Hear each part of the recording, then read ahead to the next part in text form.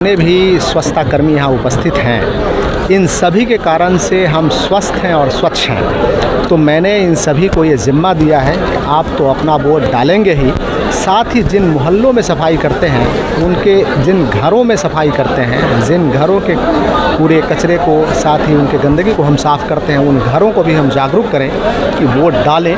और मैं समझता हूँ जब हमारा सबसे निचला तबका जो दिन ब दिन और रूबरू लोगों के जीवन से जुड़े हुए हैं, ये जब लोगों को जागरूक करेंगे तो निश्चित रूप से हमारे जो प्रभावशाली व्यक्ति हैं, जो एलिट हैं, जो हाईली एजुकेटेड हैं, उन्हें भी एहसास होगा कि हमें वोट करना चाहिए।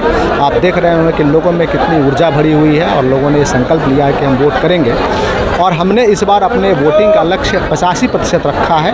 और निश्चित रूप से सभी लोग शहर में रहते हैं, वो लोग एक बार जस्ट उस दिन घर से निकलने की ज़रूरत है, बूथ जो है उनके पास में ही है, और जस्ट उन्हें जागरूकता की ज़रूरत है। जागरूक हो जाएं कि हमें वोट करना है, उनकी वोट की ताकत है और वो लोग वोट करें। तो मुझे विश्वास है कि इस 85% का आंकड़ा निश्चित रूप से छू पाएंगे हम लोग, और यहाँ का वोटिंग प्रतिशत काफ़ी अच्छा है। शहरी क्षेत्र में भी काफ़ी संख्या में ऐसे बूथ थे सर जिसमें 50% से भी कम का मतदान हुआ था।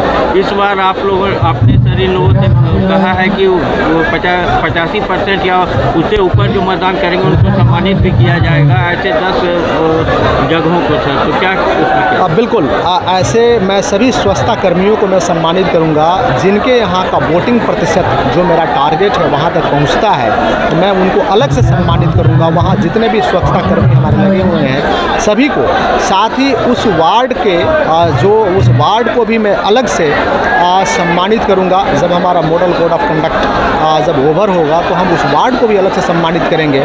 उस वार्ड को हम धन्यवाद देंगे कि उस वार्ड ने अचीव किया और इस लोकतंत्र के महापर्व में उन्होंने काफ़ी बढ़ चढ़ करके हिस्सा लिया और अपनी ताकत का, अपने वोट की ताकत का एहसास किया।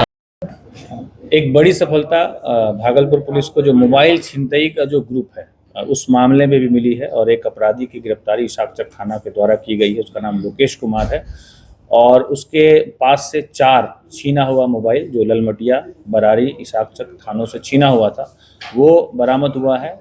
और उसी के पूछताछ के आधार पर एक अन्य गिरफ्तारी हुई है जिसका नाम मोहम्मद महफूज अली है, और उसके पास से भी 9 चोरी या छीना हुआ मोबाइल की बरामदगी हुई है। इस प्रकार करीब 13 मोबाइल जिसकी जो चोरी किया गया है अथवा छीना गया था उसकी भी बरामदगी अलग से, जो 30 मोबाइल की बात हमने की है उससे अलग 13 मोबाइल की बरामदगी की है। और ये जो अभियान है भागलपुर पुलिस का आगे भी जारी रहेगा, और अपराध और अपराधियों के खिलाफ जो 262 है ही अभी 16/3/24 से 24/3/24 के बीच में कुल 2838 लीटर शराब को भी जब्त किया गया है।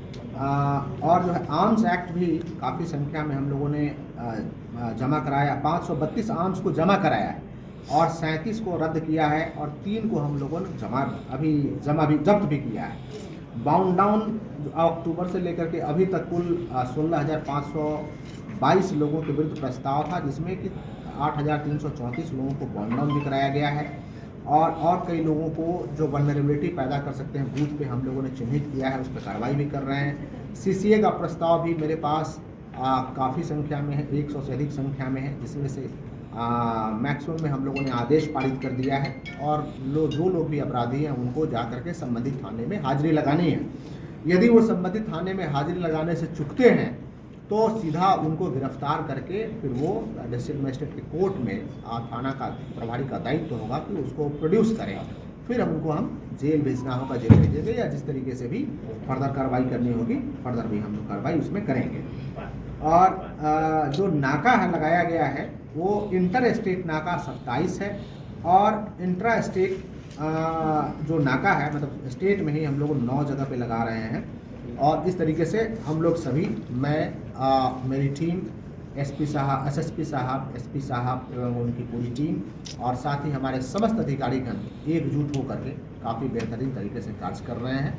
और मुझे पूरा भरोसा है कि इस भागलपुर की जनता पूरे उत्साह के साथ 26 अप्रैल को वोट करेगी। मैं आपसे अपील करता हूं कि वोट उनकी ताकत है, और वो अपने ताकत का एहसास करें और 26 अप्रैल को जितने भी वोटर्स हैं सभी वोटर्स घर से बाहर निकले। मतदान केंद्र मैक्सिमम 2 किलोमीटर की दूरी में है और वो मतदान केंद्र पर जाएं। मतदान केंद्र पर जो भी मूलभूत सुविधाएं हैं जैसे कि मूलभूत सुविधाएं रोशनी की सुविधा है, पानी है, शौचालय है, बिजली है, पंखा है, इन चीज़ों की सुविधाएं हम जहां ज़रूरत है वहां शेड की भी सुविधा हम रखेंगे। शेड है, कई जगह पेड़ पौधे हैं तो उसको हम शेड मान रहे हैं, वो भी रखेंगे।